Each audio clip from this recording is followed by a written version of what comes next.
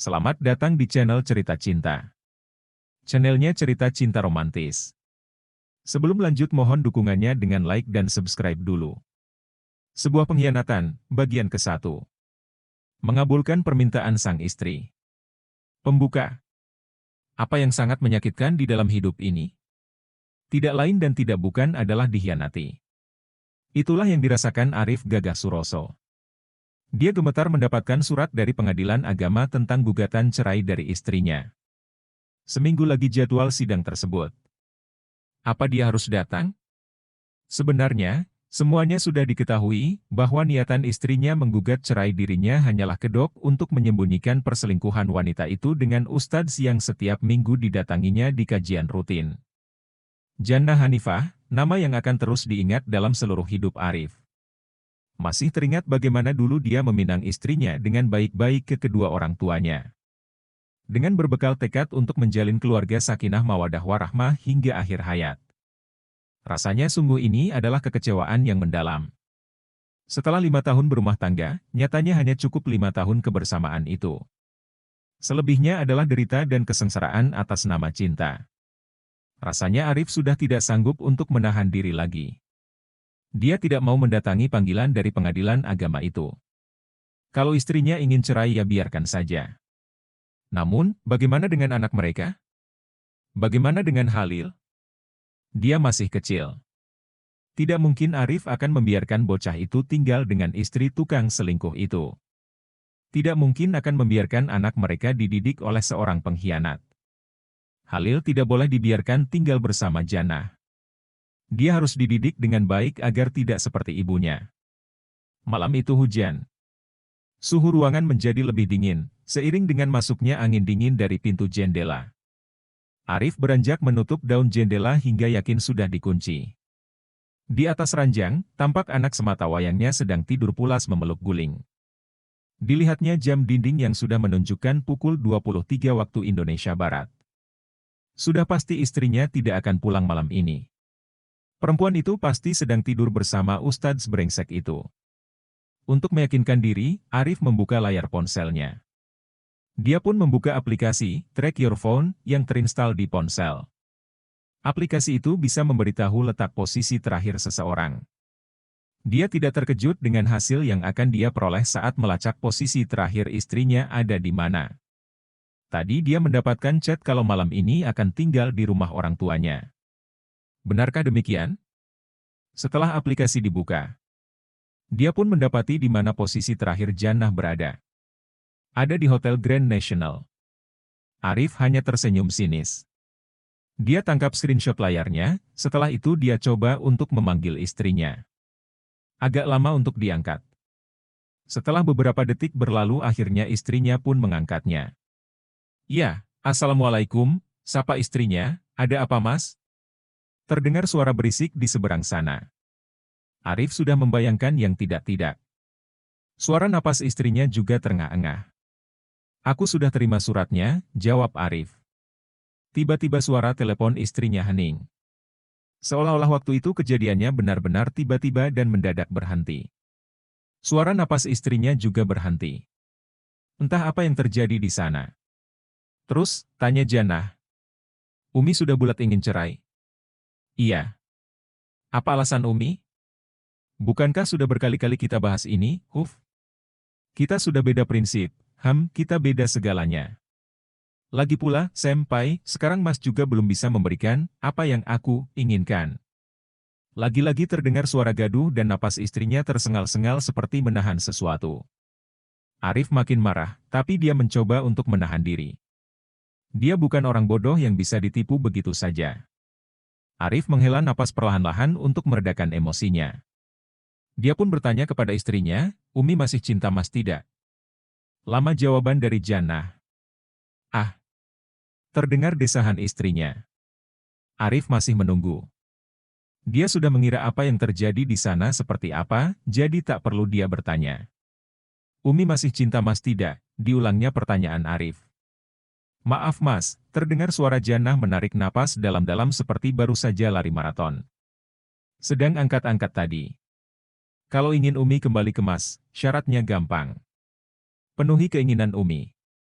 Begitukah? Tanya Arif sambil mendesah.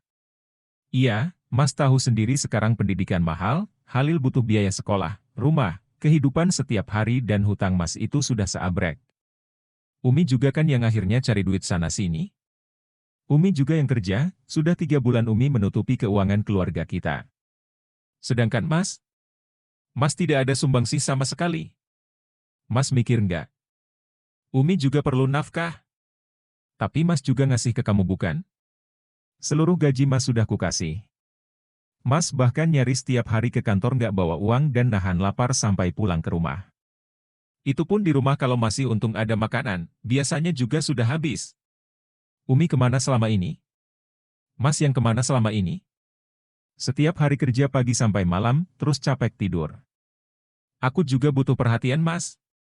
Arif terdiam sejenak. Dia mendesah lagi. Memangnya selama ini perhatianku kurang? Setiap kamu sakit, akulah yang merawat. Akulah yang menahan lapar sebelum aku melihat kalian makan, aku tidak akan makan. Akulah yang rela mengubur cita-citaku hanya untuk kalian. Kau kira aku kemana? Mas juga perlu ingat, Mas pernah dekat dengan perempuan lain. Si Aziza itu atau siapa namanya? Mas kira aku tidak tahu? Mas masih suka sama dia kan? Ngaku saja. Mas begitu baik sama dia, tapi sama aku boro-boro. Mas lebih mengkhawatirkan si Azizah itu daripada aku. Aku juga perlu dikhawatirkan Mas. Ada alasan lain kenapa Arif lebih perhatian ke Azizah. Memang salahnya tidak cerita ke istrinya, tapi itu bukan alasan yang sebenarnya. Arif sudah tidak lagi melihat celah istrinya untuk bisa mencabut gugatan cerai itu. Kau tak memikirkan bagaimana Halil nanti hidup tanpa kebersamaan orang tua? Tanya Arif. Mas, orang tua Halil masih hidup. Kita cuma pisah saja. Kita bisa saling mengasuhnya. Kita cerai dengan baik-baik. Hak asuh biar Halil yang memilihnya nanti kalau sudah cukup umur, sementara Halil bersamaku, jawab Jannah. Jangan khawatir, aku bisa mendidik Halil. Kau sudah bertekad bulat untuk hal ini? Tanya Arif sekali lagi, ini pertanyaan terakhirku. Sebab, setelah ini kau tidak akan melihatku lagi sebagai Arif yang kau kenal. Maksud Mas? Aku akan sangat berbeda, jawab Arif. Makanya, aku bertanya kepadamu, kau sudah bertekad bulat menggugat ceraiku? Iya, aku sudah bertekad bulat. Tidak ada yang aku ragukan, jawab Jannah. Berapa lama kau sudah memikirkan ini? Tanya Arif. Cukup lama, jawab Jannah, daripada kita saling menyakiti, ini jalan yang terbaik. Arif berkata, baiklah. Kau yang memilihnya. Salam kepada Ustadz Tholib di situ, agar beliau bisa menjagamu dengan baik. Hah? Maksud Mas? Mas. Suara Jannah terputus. Arif telah menutup teleponnya. Arif tersenyum sinis. Dikiranya selama ini Jannah tidak tahu kalau wanita itu berselingkuh. Sementara itu di tempat lain, Jannah gemetar menggenggam ponselnya. Tubuhnya ada di atas ranjang tanpa sehelai benang pun, sementara itu di sebelahnya ada seseorang yang tadi disebut oleh suaminya, Ustadz Thalib. Guru pengajian mereka selama ini, sekaligus juga teman Jannah saat kuliah dulu. Mustahil perselingkuhan mereka diketahui Arif? Sejak kapan? Jannah panik. Dia mencoba menghubungi Arif sekali lagi, tetapi tidak diangkat atau direject. Jannah khawatir. Dia buru-buru pergi ke kamar mandi yang ada di kamar hotel untuk membersihkan dirinya dari bau kenikmatan yang melekat di tubuhnya. Melihat gelagat Jannah, Thalib pun menghampirinya di kamar mandi. Ada apa? Tanya Thalib. Sepertinya suamiku tahu kita selingkuh, jawab Jannah yang saat itu sudah berada di guyuran sawar. Ya bagus dong. Bagus bagaimana? Dia tahu kita selingkuh. Artinya dia sudah tidak mempedulikanmu. Kalau dia tahu kita selingkuh, kenapa dia tidak memperjuangkanmu? Kenapa dia diam saja seolah-olah membiarkan istri yang dicintainya ini dimiliki oleh orang lain? Jannah memijat kepalanya. Thalib pun mendekati perempuan itu, lalu menaikkan dagunya. Lalu mereka berpelukan di bawah guyuran sawar. Mas, kita harus mikirin masalah ini, ucap Jannah. Tak usah khawatir. Apa yang kau inginkan selama ini akan aku beri. Apapun. Kau tak perlu memikirkan suamimu yang tidak berguna itu, kata Talib sambil kembali memagut Jannah. Tangan kasarnya kembali meraba dada Jannah dengan lembut. Jannah pun akhirnya terbuai saat bibir Talib mulai mengecupi leher. Jangan mas Ustadz, desah Jannah lirih. Terlambat, kaki Jannah telah dinaikkan, si jagur yang berurat mulai menyeruak masuk ke dalam liang surgawinya. Jannah tersentak lalu memeluk leher Ustadz tersebut. Mereka pun menikmati hasrat di bawah guyuran sawar. Sekali lagi desirah gairah terlarang pun direngkuh dua insan ini lagi. Jannah sudah hilang pikiran, dia tak tahu lagi harus bagaimana dengan keadaan ini. Memang ada benarnya apa yang dikatakan Ustadz Talib.